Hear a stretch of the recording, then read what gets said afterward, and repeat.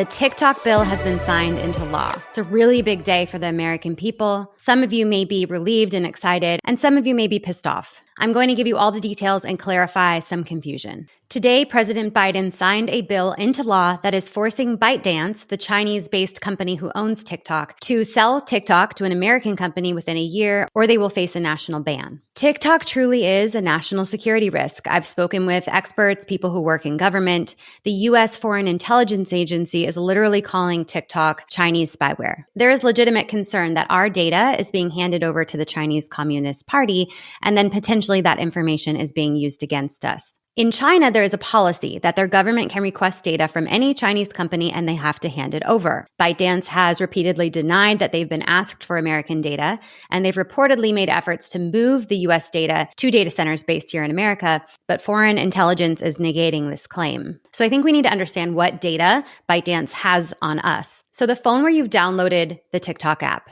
ByteDance is getting all of your browsing history, all of your location, device information, and even keystrokes. There's also concern that it tracks activity not just on the device where TikTok is downloaded, but on other devices that are connected. So if you have an Apple product, any devices that are connected to your Apple ID.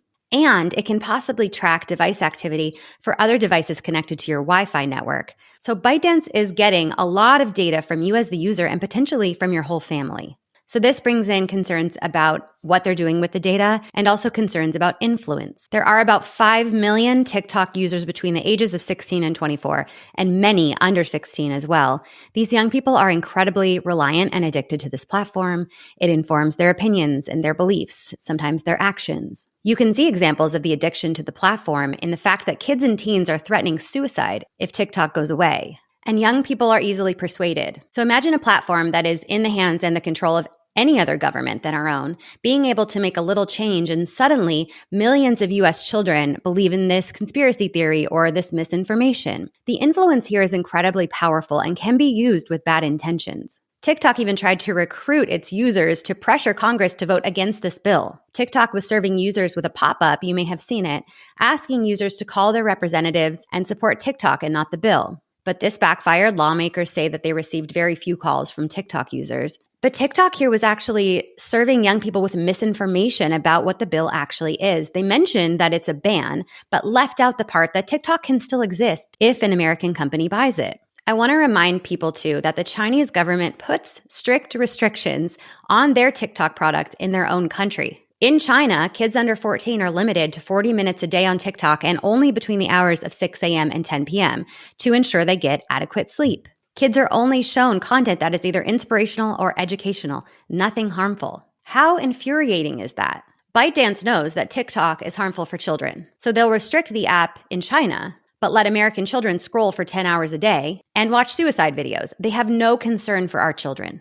And if you aren't aware, there are shocking reports recently of the amount of suicide content being shown to American kids and teenagers. There was one study recently where they set up multiple TikTok accounts as 13-year-olds. Within 14 minutes of scrolling, they were served with tons of posts promoting and glorifying suicide. Another study showed that the hashtags which held suicide content, which was readily available for children in TikTok, amassed over 1.4 million posts and 8.8 billion views. They found TikTok's For You page automatically serving up highly viral and dangerous suicide content, multiple videos offering advice regarding at-home suicide, with videos suggesting 5 ways to end it without feeling any pain. Other videos gave advice for at-home concoctions and even footage of self-harm, including a potentially lethal dose of salt and water in order to induce organ failure. Parents all over the country are reporting that their children have actually taken their own lives, and upon looking at their child's TikTok feed after they passed, the parents found video after video about suicide being served by TikTok in the For You feed. And kids as young as 10 are reporting seeing live suicides and live murders on TikTok. Does that sound like a place our kids should be spending their time? Okay, so what happens next? ByteDance has already begun preparing a lawsuit against our U.S. government. They're calling this law an assault on free speech and are going to challenge the law legally in the coming days or weeks. And I can't really talk about this issue without mentioning former President Donald Trump. So Trump has been very vocal against this specific TikTok ban, saying things like, quote, "Just so everyone knows, especially young people, crooked Joe Biden is responsible for banning TikTok.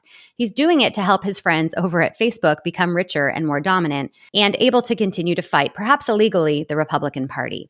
Trump is urging young people to remember this on Election Day. But let's not forget, when Trump was president back in 2020, he himself sought to ban TikTok over the exact same national security concerns. But his bill was blocked by the courts. So what's with the flip-flop? His pushback against this current law is obvious election propaganda, a bid for young voters. Let's make sure we get clear about that. Suffice it to say, I am in favor of this law, and I hope that TikTok gets banned in the US. The app is not beneficial for our children. In fact, it is addictive and it is extremely harmful. To parents, if your child is upset about this new law, remind them that TikTok is highly profitable. An American company or group of investors will likely buy it, and odds are TikTok isn't going anywhere. But better yet, what if TikTok went away? Imagine the positive impact that would have on a generation of children. Imagine the lives that would be saved. Thank you for following along with this really important topic. As parents, the more we know about social media and big tech, the more we can inform and protect our children. I'll be back with more here on Scrolling to Death.